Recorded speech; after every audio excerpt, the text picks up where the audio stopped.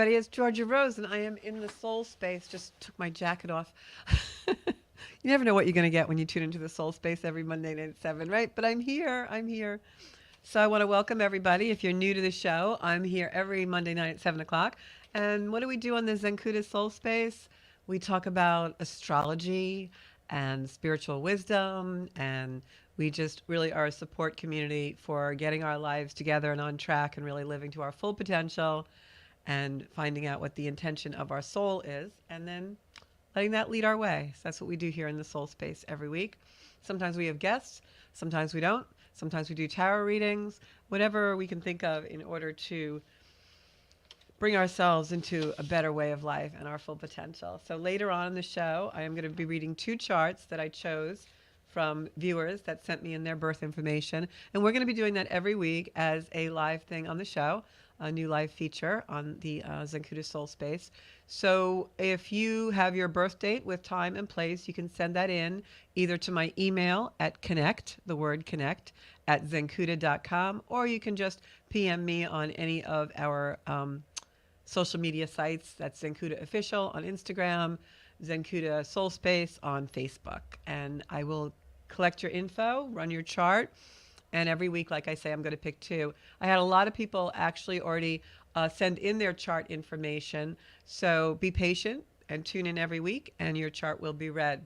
So tonight, I want to talk a little bit about the astrology because we did just have, in the middle of the night last night here in the east coast of New York, check your own local time, a beautiful lunar eclipse in Libra.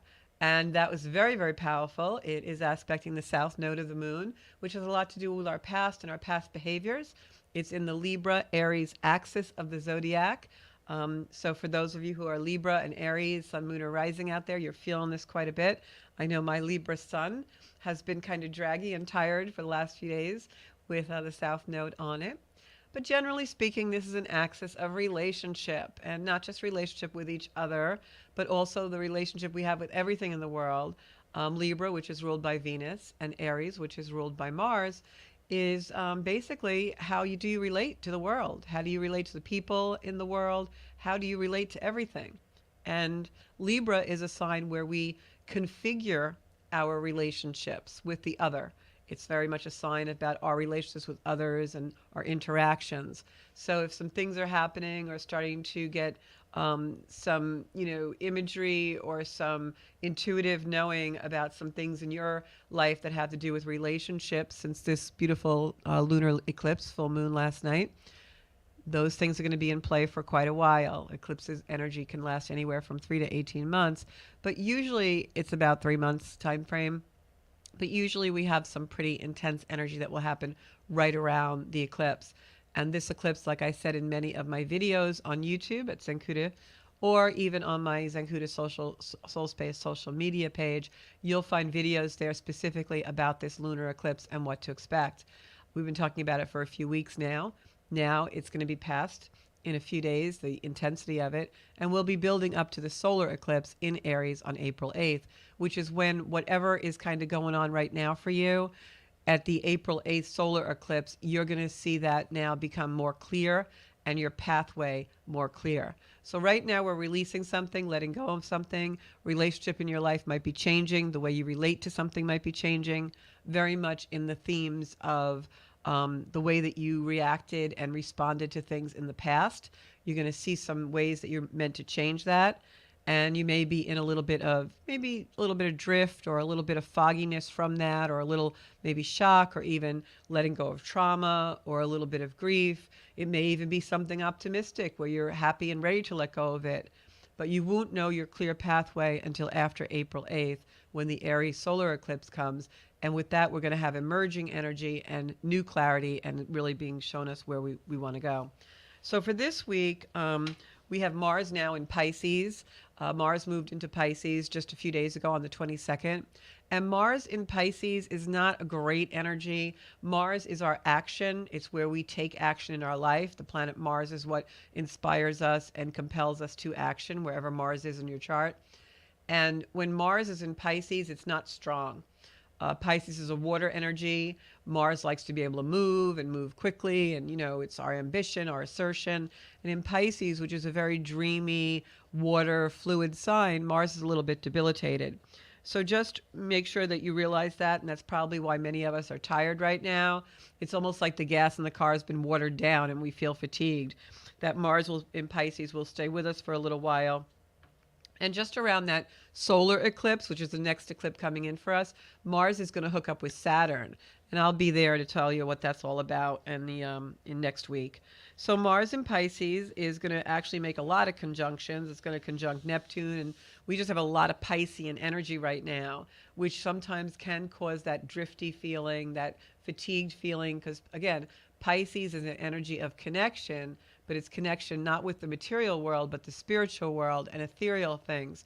So when we have a lot of planets in Pisces, we have a tendency to kind of, you know, drift, dissolve, things become very fluid. We're kind of, passive. We're not so aggressive. Our ambition's a little bit waned. And that's why I wanted to do this show tonight about boundaries, because with all the Piscean energy that we have, it really can be a dissolution of boundaries in our life.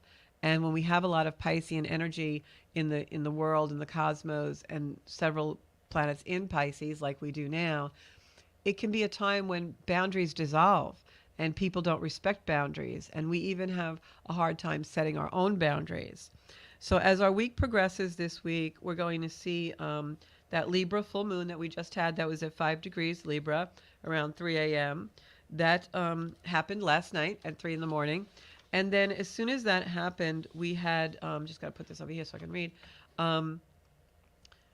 We have Pluto and Mars coming into an aspect, and that will also not give Mars energy that we need, but it's going to make us maybe feel more in touch with our desires. Pluto is a planet of desire.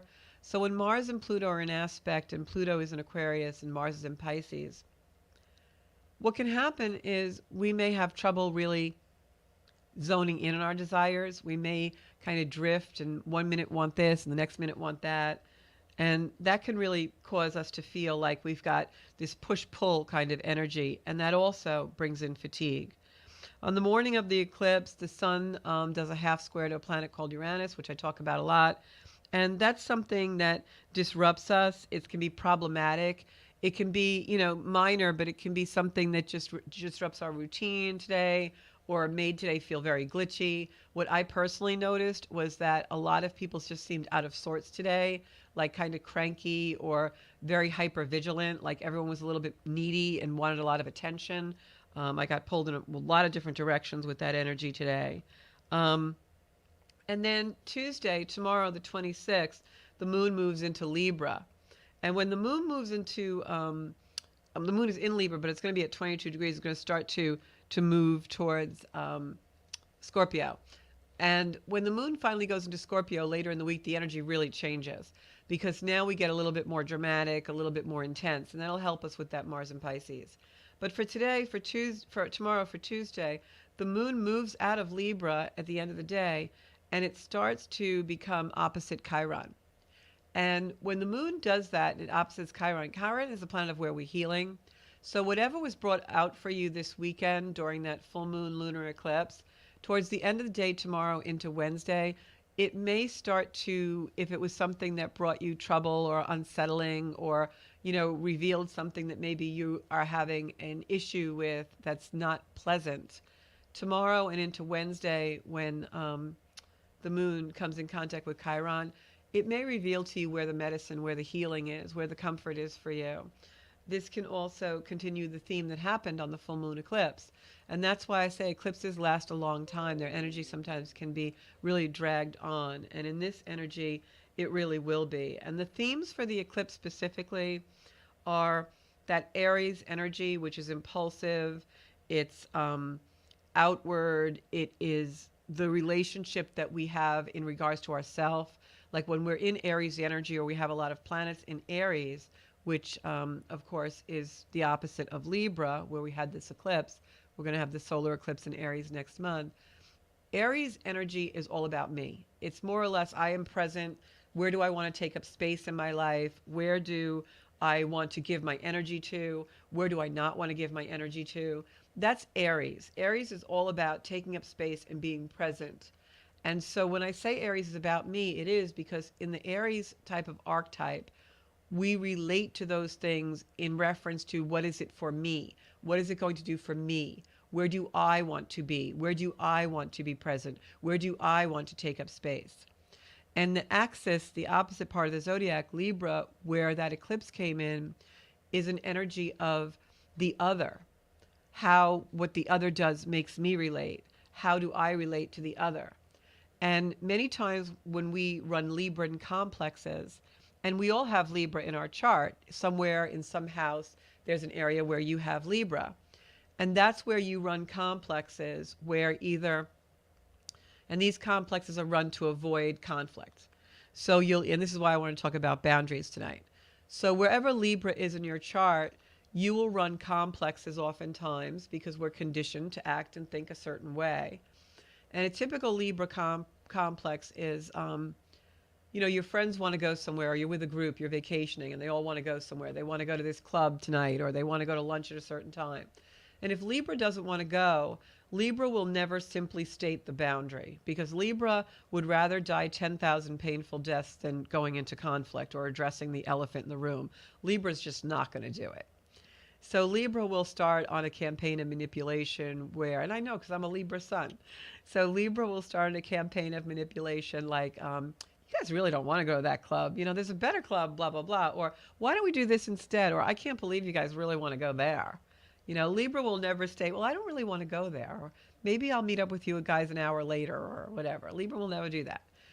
So they'll try to control the situation because Libra, wherever that energy is in your chart, whatever house it's in, is where you get anxiety if your fate is left to others' decisions.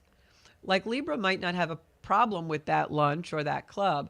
They just don't want to go because they don't want to be in a situation where now they are subject to someone else's whim.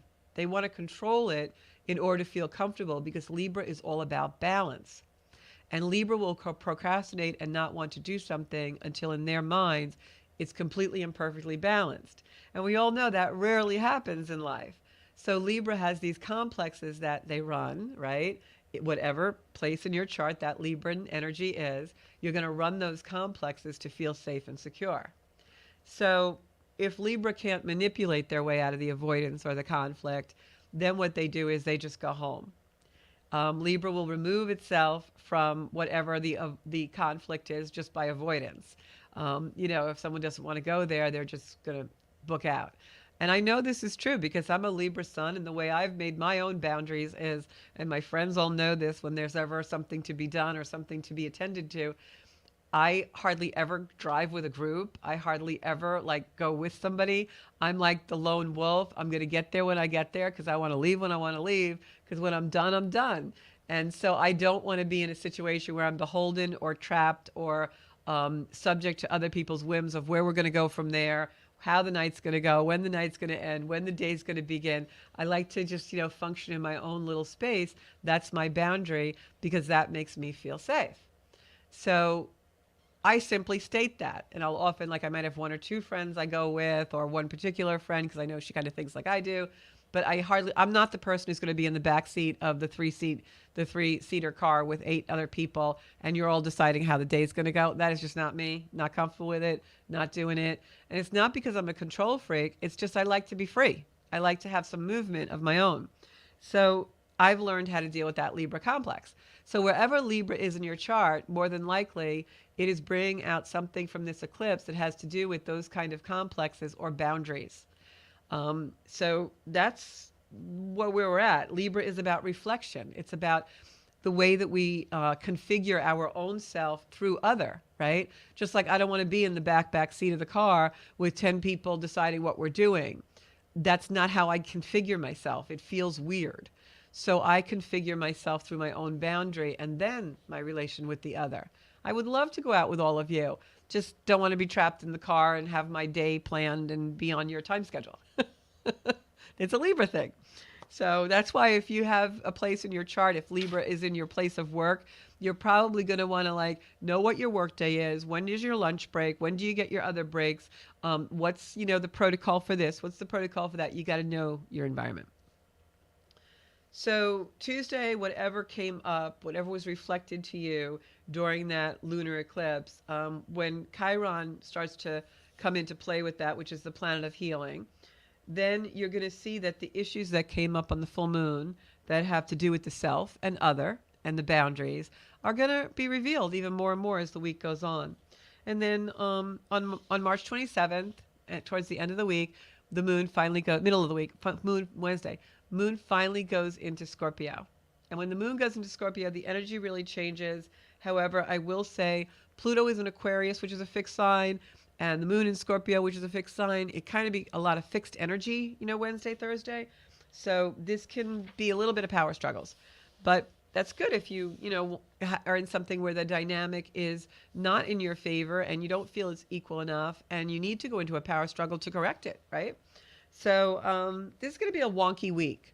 But then when Easter comes, we have some really nice energy. If you celebrate Easter this weekend, if you don't, Saturday and Sunday is going to be some nice energy. We've got Jupiter coming closer to Uranus. We've got some optimism coming in. So it should really be a nice little time period for some really cool astrology. Thursday, there's a flow of energy that can release some pent-up energy. So I think that if you have been feeling tired by Thursday, you may feel a little bit more in sync with the world. And then, of course, on the weekend, we've got Friday, Neptune comes in. This is an energy that you really want to pay attention to details. If you're having a holiday or you're having a lot of people, you want to really maybe check everything twice. If anybody's traveling, you want to check your travel plans twice, because in that energy of Friday, Saturday, Sunday, things can be disruptive in the sense of we think something is a certain way and it's not. It can be kind of almost like elusive and an illusion type energy. And then Monday comes in April 1st, and things get a little more serious because the moon goes into Capricorn. But all in all, Easter Sunday, with if you celebrate that, if not, just this weekend, Saturday and Sunday, should be a really nice energy because we have the moon in Sag and some other things happening. So by Saturday, Sunday, the energy that feels kind of heavy or floaty this week will be a little bit more eased up for us. So I want to talk a little bit about boundaries. I'm just going to go to my comments and see where we're at with comments and what people are saying out there, and say hello to some people. Hello, Marianne. Hey, Darlene, Atardazon, Debbie Ann. I got a bunch of other people, Kim Murray, Michelle Oder. Thank you, Michelle Allen Oder. You're on here every week, and I thank you for being so loyal. Sarah, one of our best loyal people. Love you being in the soul space. Dawn Elizabeth, we're going to read her chart in a little bit. Trish Johnston's on. She says, no wonder she was wide awake from 3:05. I have to tell you, that was me Friday and Saturday night. I'm a sleeper, and I just didn't sleep very well at all. And I know it was the moon. Darlene says she was up at 3:39 this morning, couldn't fall back to sleep. Joanna Maya says hi to everybody. Let's send up some hearts for all you beautiful people in the Zenkuda community. We've got such a great thing going here every Monday night at 7 o'clock. I hope more and more people join us. It says, share the show if you can. So I want to talk, like I said, about boundaries, because I think the lunar eclipse and also the solar eclipse coming in April may have some themes about boundaries for all of us. I don't know if any of you are feeling that already, but I definitely am. And for me, it's not even boundaries with others. It's more boundaries with myself, and trying to really be, for me, setting boundaries is really right now about setting boundaries with myself, and trying to be really use my time well, and setting boundaries of where I kind of let my energy drift and bringing it back. I've been super, super productive. Y'all know I had a bout with a mobility issue from a fall, and I actually ended up in a wheelchair for 2 weeks. Not fun. Went from crutches to wheelchair to walker to walking. So I can walk now. Not without pain, but it's okay. I'll take it. And so I'm going to PT. I'm good. So I learned a lot about my boundaries during that time, because I realized, being homebound, how much energy we really kind of waste. just doing stuff that we really don't have to do, how much we get sucked into social media. You really shouldn't spend hours on social media unless it's my stuff. I'm only kidding, just a joke. But have to have a sense of humor. So I've been trying to establish boundaries and limits for myself as far as my time and not wasting time, because I want to be really productive and I want to get a lot of stuff done. And that's been really working for me. And sometimes we have to set boundaries. And I have a lot of people, both in my earthbound job, because, I worked for a company and I train agents and I do wellness for them, and there's 1,700 of them. So there's a lot of pushing and pulling that goes on there. And you have to set some boundaries. And the same in my personal life. I have a lot of people I help, a lot of people that help me, that I want to be able to spend time with, my own mentors and teachers. So I've really had to nail down the time frame and my schedule. And being able to do that in a simply stated way is very important.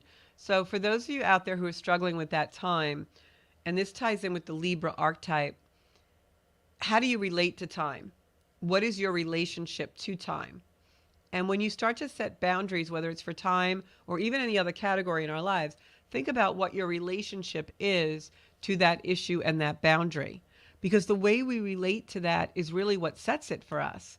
So I did not have a very good relationship with time.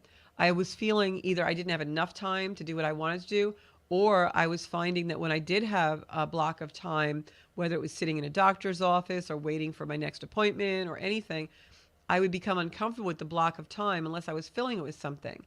So that's not a good relationship with time. Time is not meant to be feared or squandered. Time is something that we should be controlling for our betterment. So I had to really look at that and say, okay, well, what's my boundary with time and what's my relationship to it? So when we go to set boundaries, what we're really doing is we're establishing limits, and we're establishing our relationship with those limits. So, remember, Libra is all about configuring ourselves through the other. And that's really what a boundary is, right? We're setting something, we're drawing a line in the sand, or we're drawing a circle around something that's acceptable in order to configure our own life in the way we want and what makes us feel safe and comfortable and in our optimum performance. So a couple of things that I, kind of was making notes a little bit this afternoon before the show. Establish your limits, which means clear parameters, right? They're guidelines to operate in. That's really what it is. So before you set boundaries, you have to make sure that your own relationship with what you're about to do is for your betterment. Because I think a lot of times people go to set boundaries and they're doing it out of anger or spite or frustration.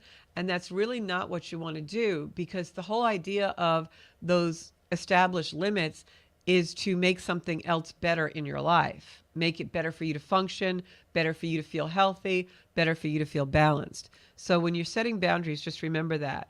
And what I always say is, in that regard, like, boundaries are super important. They're crucial for self-care. That's really what we're talking about here, is like, boundaries are really about self-care, because when we establish those limits, we are putting energy where we need to for our optimum peak performance and potential. And I kind of like to think of boundaries as I like to think of boundaries as seeing potential come into form, right? Because how many times we have a boundary we want to set with someone and we don't? Like, suppose you have a friend who always overstays their welcome, or they're a long goodbye, right? I used to have a friend that would take 20 minutes to say goodbye in the front hallway, and I'd be like, practically just wanting to put my pajamas on. And then one day I finally said to her, well, I really need to wrap this up at a certain time because I have to get up very early to do a presentation tomorrow, or whatever it was. And then she understood. But how many times I didn't do that, and I really was harming myself, lack of sleep, staying up too late, all because I didn't want to say something. So when we think about those things and in regards to self-care, we've got to really simply state something. And I think that's super, super important. So the other thing I was going to say is that what I found is when I started to get really good at simply stating my boundaries, I found that my relationships were all much more healthy and I really enjoyed them. And that initial uts, I always call it, like that feeling you get in your stomach when you don't want to say something, that anxiety of, maybe I'm going to piss somebody off, or maybe they're not going to like me, or maybe I'm going to go too far and say the wrong thing. That anxiety is alleviated not by suppressing the conversation, not by simply stating what your boundary is. That anxiety is alleviated by stating it, by saying your boundary. That was my experience, and that's what I found, because I found that when I finally set boundaries, I not only felt more comfortable in myself, again, that Libran complex, configuring through the other, as I relaxed, they relaxed, and the relationship, the friendship, whatever it was a lot more comfortable and fun and enjoyable. So we set boundaries for ourselves, really. That's what it's about, and that's self-care. We're not setting a boundary for someone else. And I know many of us, I don't have children, but I know many of you out there with children have had these really tough times when you've had to set boundaries, and it's been really, really hard. So I'm just going to look at the comments. Hey, Monica. Hi, Jay. Haven't seen you in a while. I hope things are good in Tennessee. So that boundary setting, really draw yourself into the introspection of it's for you and it's about your boundary. And when someone doesn't respect it, also have something at the ready of what your intention is if that happens. It's just like I remember a long time ago, and I've used this so much since with other clients. I had someone who was a mentor, a spiritual advisor of mine, and I was in a relationship that was really tough. And I was at a point in the relationship where I wasn't sure if I should call the person or not, because we had been kind of like at a separation. And I remember her saying to me, if you make the call, be prepared for the outcome, whatever it is.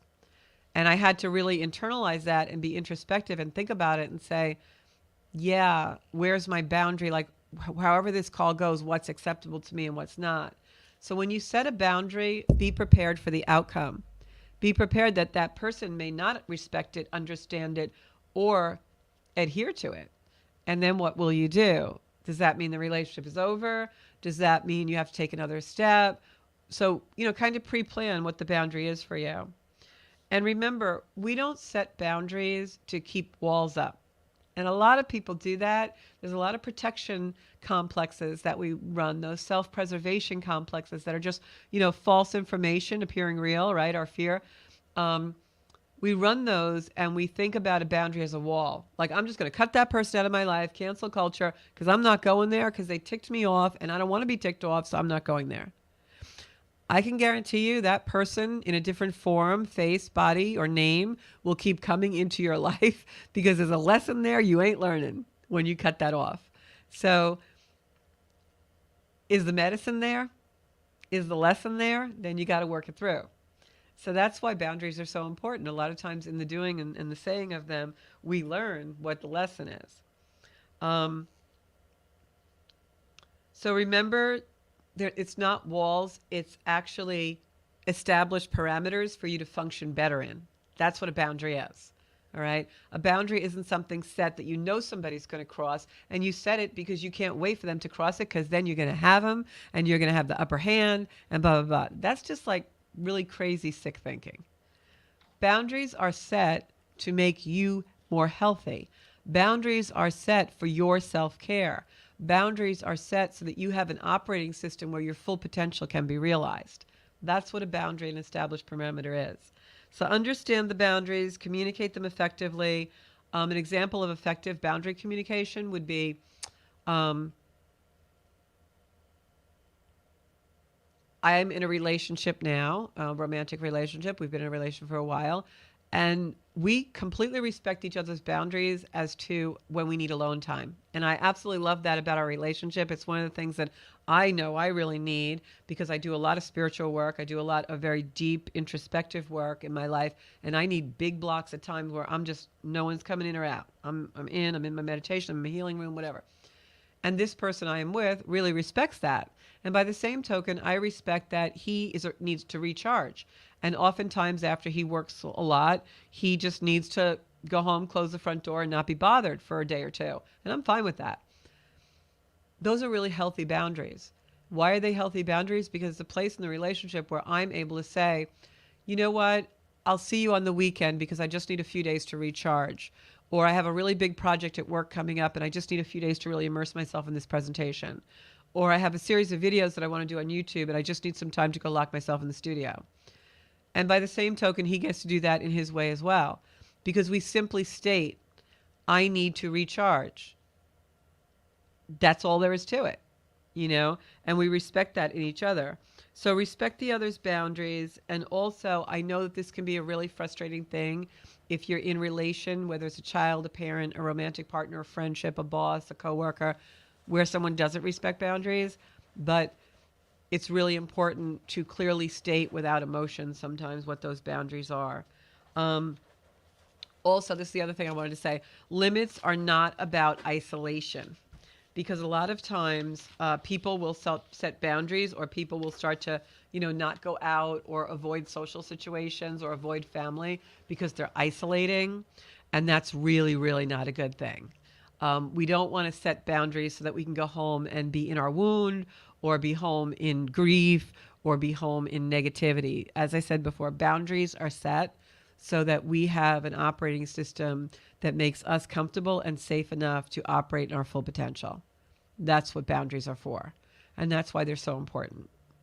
So I'm going to go to comments for a few minutes. We're going to go to commercial, and we are going to, and you're never late. You come in whenever you want. You can always watch replays. Okay, so we're going to go to a commercial really quick, and then when I come back, we're going to read Dawn Elizabeth and Deborah's charts. So stay tuned.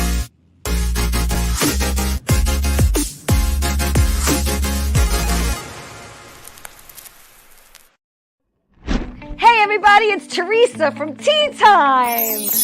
What's my show about? I interview people in the entertainment industry, producers, directors, actors, and guess what? My show is on every Saturday morning at 10 a.m. on Channel 20 on Optimum TV. So tune in, because it's fun, interesting, and exciting.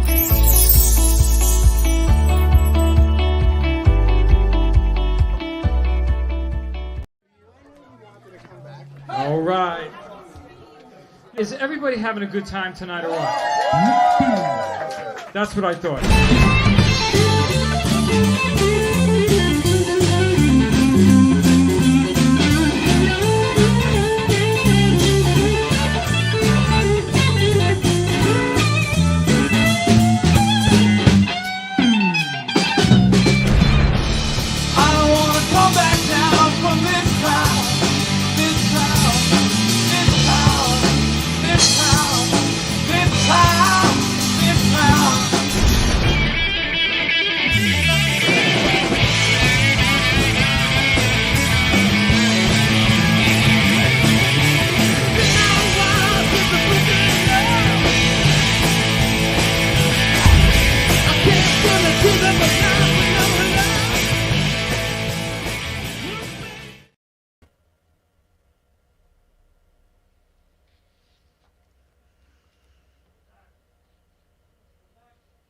Everybody, I'm back. It's Choja Rose, and I'm going to start our chart readings tonight with Deborah.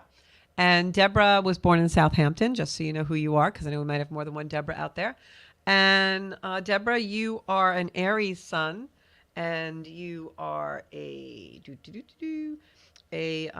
always do when I'm looking at charts. I don't know why I do that. It's a weird thing. But anyway, you're an Aries sun and a Gemini moon. And you are a Virgo rising.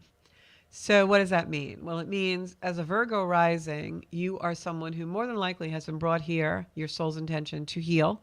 Virgo is the sign of healers. It's also the sign of the Virgin, right? Someone who's very pure of heart. But when I look at your chart, one of the things that really stands out for me is right slap dippity dab on your ascendant is Pluto and Uranus. Right together, your ascendant is at 19 degrees of Virgo, your rising sign, and Pluto is at 18 and Uranus is at 21 in that same sign. So what does that mean? Well, in evolutionary astrology, which is the astrology that I practice, which basically is an astrology where we believe that the chart is the map of your life's intention and your soul's intention and your soul's desire in this lifetime. So when I read, I really read into the soul.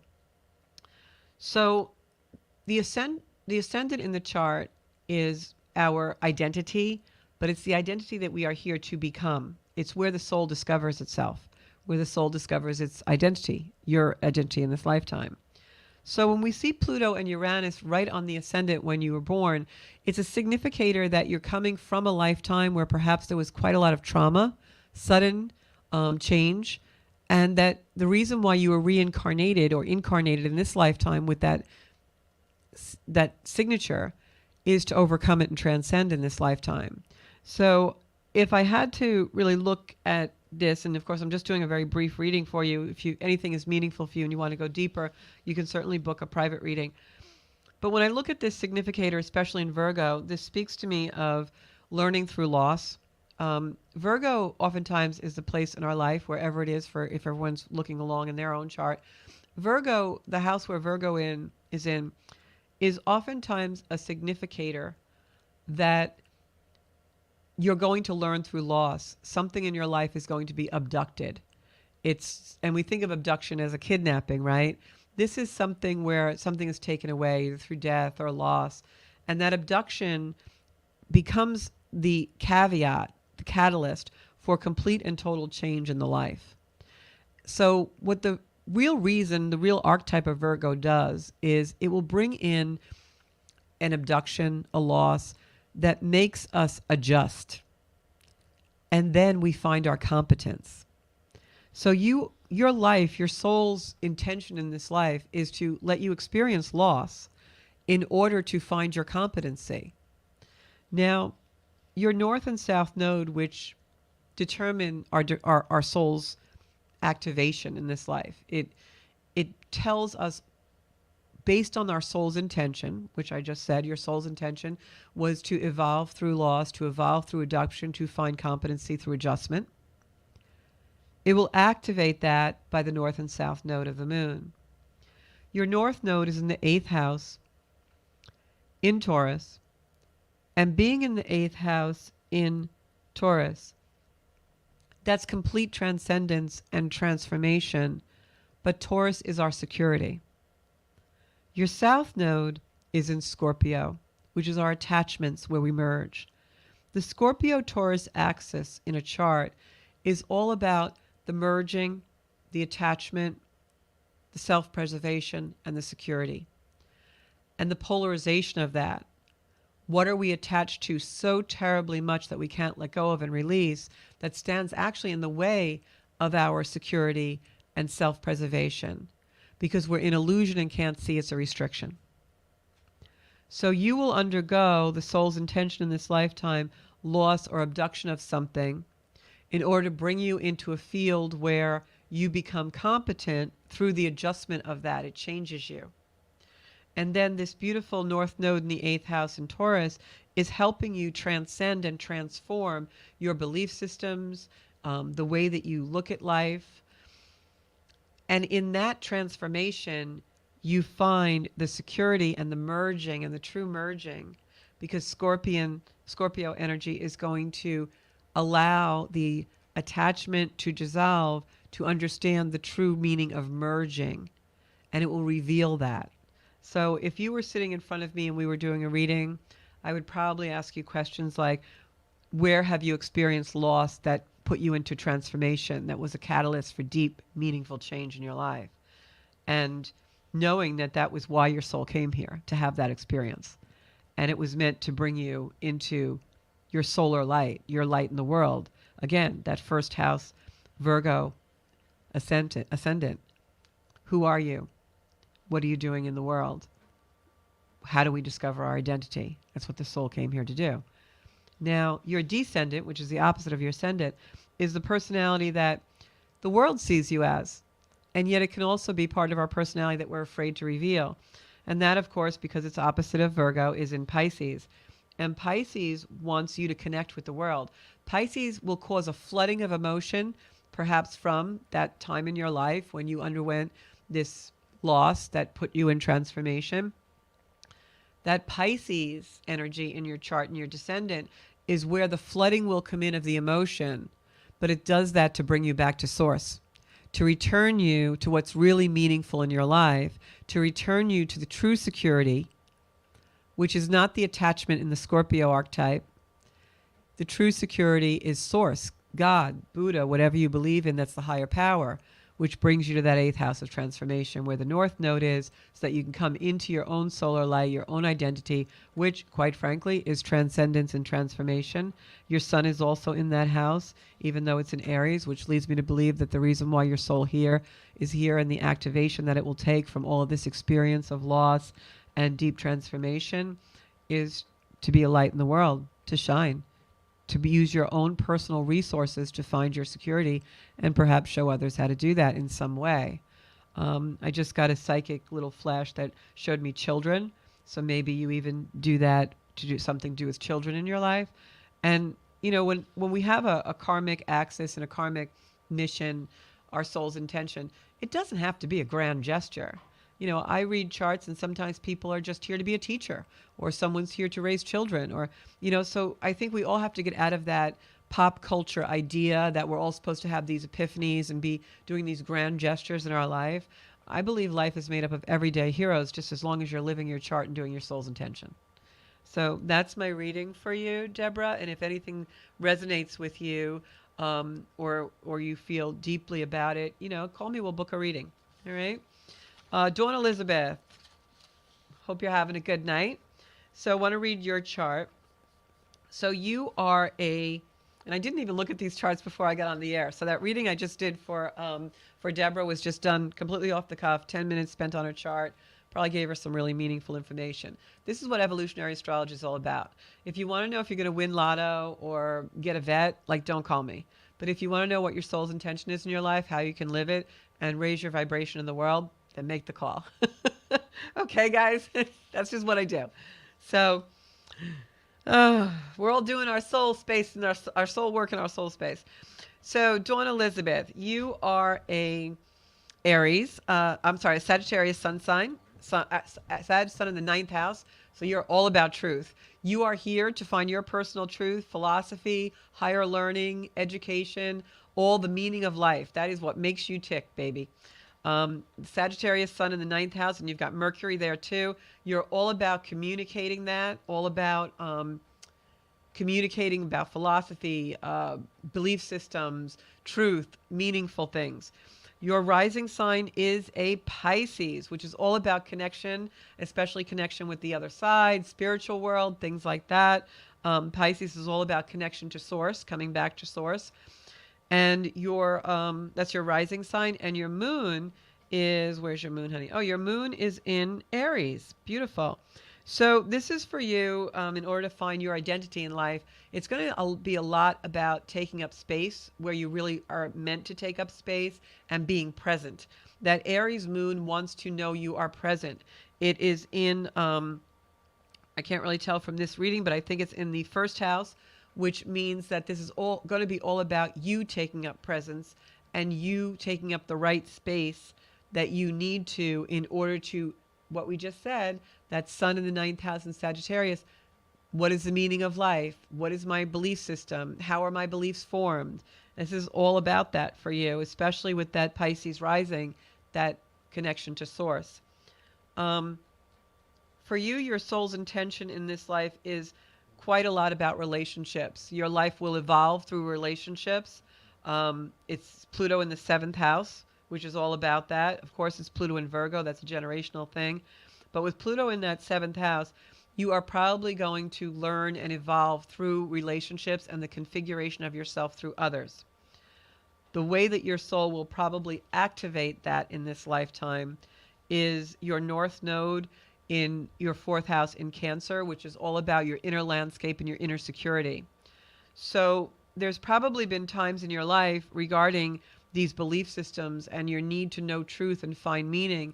There's probably times when you've been a little hesitant about doing that and maybe, went back into your shell and was like, more or less, no, I really don't want to venture out too much, because that 9th house sun is all about the inner explorer. It's all about awakening that inner explorer to find what's deeply meaningful to you in life and your own philosophies and truth. That Cancer North Node archetype is going to be one where that truth is found deeply within you and then brought out to be configured by others and with others. So you need a lot of quiet time. You need a lot of downtime. This could also be a significator for me that in childhood or as a child, Perhaps you were given to be very quiet or withdrawn at times because of that Cancer energy. Your South Node is in Capricorn in the 10th house. So what I'm going to say to you is, if earlier in life you were more driven on the fast track, in the three-dimensional world, career, business, that climbing of the mountain, right, which is the Capricorn energy, your true intention, your true soul's intention is not that. Your soul's intention is the personal security and finding the true meaning of life. Capricorn, that South Node there, you've got your Venus there, which means that probably a lot of your desires are very Capricorn driven, wanting to climb that corporate ladder or do really well, be successful strategically. That's really not your heart. Your real true identity and your real truth lies in forming the security within yourself, not in the material world, and bringing that deep belief system and deep truths that you hold so dear to you through source and bringing them into finding your own security in that way. The idea of the 10th house Capricorn energy that you have is not just climbing the ladder and to get to the top of the mountain. The real truth of the Capricorn archetype is getting to the top of that mountain and realizing there's a whole lot more of the world. And that's where your 9th house sun in Sagittarius comes in. So the soul's intention in this lifetime is to find the true meaning in your life. The soul is going to actualize that by relationships and how you're configured to relationships. Your past life, your past energy, and your conditioning was probably one from family, from tradition, was probably one where it was about the material world and being successful in a very materialistic way, climbing that ladder. But that's not where your truth really lies. And you're going to come to know as your life progresses through relationship with others and that configuration, and also through the deep meaning, being introspective and finding your safety in your own belief system and really igniting that explorer within and awakening that explorer to find your solar light. And that's your purpose in life. So that's the Dawn Elizabeth reading, and I hope you love that, and I hope some of that resonated with you. And if you want to go deeper, if anything in that touched you, you can definitely contact me for a deeper reading. And, whenever I do a soul contract reading and a soul intention reading for somebody, oftentimes things come in where we can also look at the trajectory you're on and where it's meant to go. And I can look at that through progressions, and I can also just look at that psychically through the chart and say, this is really where you want to focus for the next year or so. I think about astrology, and also since I do read charts psychically, for me they're a gateway into your soul's intention. I think about that as a checkup. Like we go to the doctor a couple of times a year, we go for an annual physical, or we go every couple of months for something. That's astrology. You really have to keep going and keep coming back. Have a personal astrologer that you see every 3 months or twice a year in order to really stay on top of what your soul's intention is. What is the energy and how can I best be guided to utilize it? Really is so important in our lives. So I hope you enjoyed tonight's show, and I hope you also take my advice and set some of those boundaries. And if you have some advice for those of us in the Zencuda Soul Space community on boundaries, please comment below. And don't forget to share the show. You can also watch repeats on my Zencuda on YouTube, and also on Spotify. If you just want to listen in the car or listen while you're cleaning the house or doing some tasks, you can just ask what for me on Spotify, Soul Space by Georgia Rose. And if you're home doing stuff, just hanging around, and you've got Alexa, you can ask Alexa to play the Soul Space by Georgia Rose, and your Alexa will just play me in my podcast. So thank you so much, and I hope to see you all next week right here in the Soul Space podcast with Georgia Rose. And if you haven't already, join the Zencuda community, Facebook, Zencuda Soul Space, and on Instagram, Zencuda Official, and also on our YouTube. And I just started to do a beautiful platform on Substack where you can find a lot of my writing and a lot of my blog, not just about astrology, but also about my own personal experience on the journey to self-discovery. So thanks for joining me in the Soul Space. I'll see you all next week.